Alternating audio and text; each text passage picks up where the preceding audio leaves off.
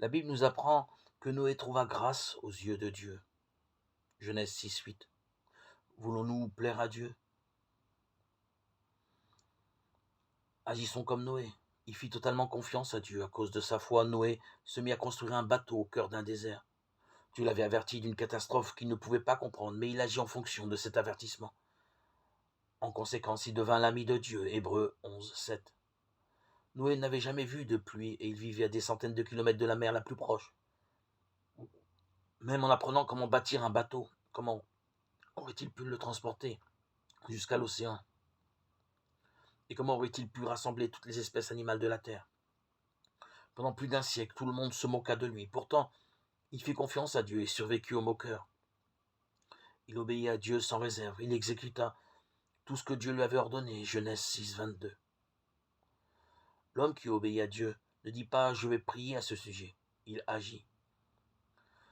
L'obéissance à retardement n'est plus de l'obéissance. Dieu ne doit aucune explication.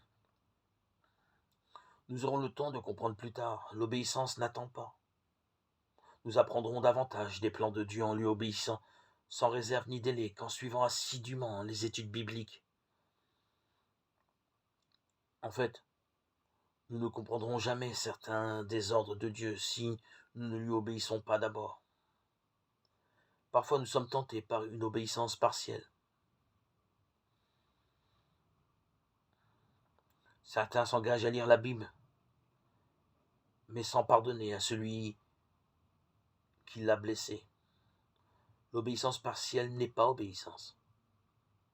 Jacques affirme l'homme est justifié par les œuvres et non par la foi seulement. Jacques 2:24. Pourquoi est-il si important d'obéir à Dieu?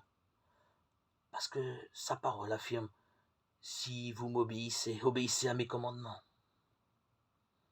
Jean 14:15. Le reste n'est que prétention, pas de l'amour.